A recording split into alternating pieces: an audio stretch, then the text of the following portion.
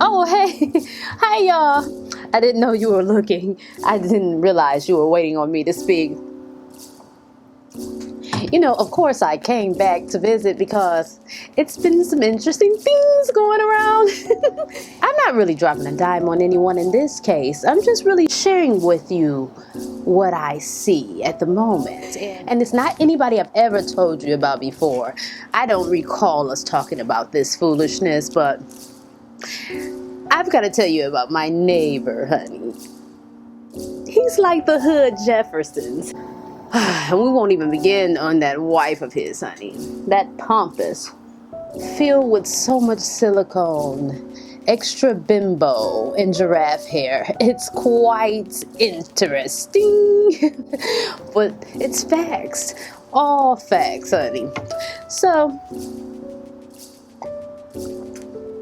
even though Mr. Hood Jefferson is moving on up and we're not on the east side, let me tell you what he does for a living. You won't believe it. He sells a knockoff apparel, honey, and roadkill weave. His supplier must be the House of Roadkill because that hair is absolutely dreadful.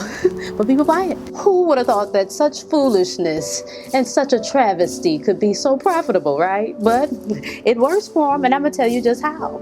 So I see him coming out the house.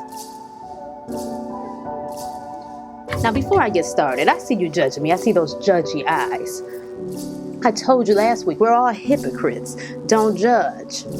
What are you judging me for? You're just mad because I'm bold enough to tell my truth and the truth of others around me, and you want to, but you just can't. So you're still a hypocrite. Now, he comes on out the house.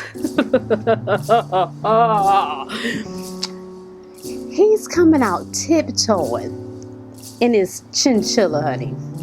Yes, he's looking like a hood pimp or a drug dealer, whichever one he chooses to be. Superfly comes out tiptoeing out the house to his Rolls Royce and his chinchilla. Honey, you couldn't tell him nothing. He looked like he was straight shooting a ghetto Dietrich Fur commercial. He sure did. I said, well, go ahead with your bad self, boy. I'm telling you the truth. His Rolls Royce. And I just sat there and I said, this man really believes he's the head Negro in charge. I mean, my God, he's like America's slogan, be all you can be, dream big. And he does, honey. He has big dreams and he really enacts them. We could learn a thing or two from Mr. Jefferson over there. Because Superfly is living his life. So, who can hate on that?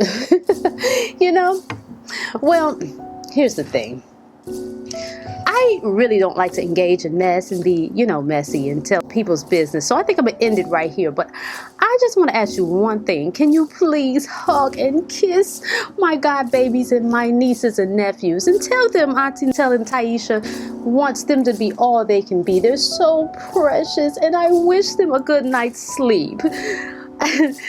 I love you all, but the fact of the matter is I have to finish my tea and I don't want to get caught out here talking. But the truth of the matter is like I said, it must be meant to be. It must be some kind of divine intervention because only I notice such foolishness. And it's just at my feet. No one's trying to hide it. So lock up your ignorance or I'm going to see it. And I just might tell it too. Well, gotta go. Toodles!